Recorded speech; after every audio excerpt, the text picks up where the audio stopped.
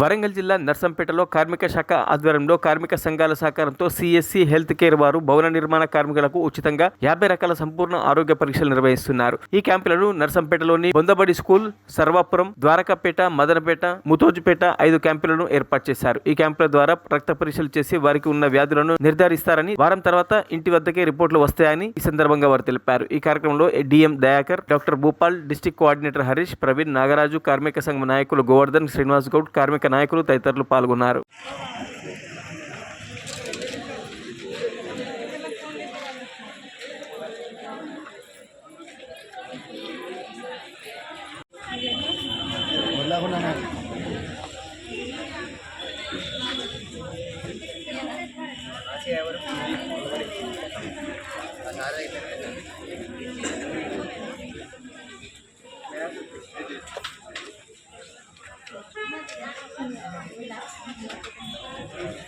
దీంట్లో భాగంగా మనము మొదటగా ఎవరైతే కార్మికులు మన క్యాంపు లోపలికి ఆవరణంలోకి వస్తారో వాళ్ళకి మొట్టమొదటగా రిజిస్ట్రేషన్ చేయడం జరుగుతుందండి. రిజిస్ట్రేషన్లో భాగంగా వాళ్ళ ఫోటో క్యాప్చర్ చేసుకోండి. ఎందుకంటే రిపోర్ట్స్ మిస్ మ్యాచ్ అవ్వకుండా వాళ్ళకి ఏముండాలి, లేబర్ కార్డు తప్పనిసరిగా ఉండాలి అండి. లేబర్ కార్డుతో పాటు ఒక ఐడెంటిటీ కార్డు, ఏదైనా ఆధార్ కార్డు కానీ ఎనీ ఐడెంటిటీ కార్డు ఉండాలి. సో అవి తీసుకొని వస్తే మన కార్యక్రమంలో ఫస్ట్ మొట్టమొదటిగా రిజిస్ట్రేషన్ చేస్తాము. రిజిస్ట్రేషన్లో భాగంగా వాళ్ళకి ఒక బార్ కోడ్ అసైన్ చేయడం జరుగుతుంది. మనం ప్రతి బార్ కోడ్ కూడా శాంపిల్కి ఇస్తాము. సో శాంపిల్స్ మిస్ మ్యాచ్ అవ్వకుండా తగు జాగ్రత్తలు తీసుకుంటాం ఆ బార్ కోడ్ వల్ల. సో దీని తర్వాత మనకి బేసిక్స్ ఉంటాయి. బేసిక్లో భాగంగా మనకి బీపీ కానీ, షుగర్ కానీ, వాళ్ళ వెయిట్ కానీ, హైట్ కానీ ఇవన్నీ చెక్ చేయడం జరుగుతుంది. సో దీని తర్వాత మనకి బ్లడ్ శాంపిల్స్ ఉంటాయి, శాంపిల్ కలెక్షన్ ఉంటుంది.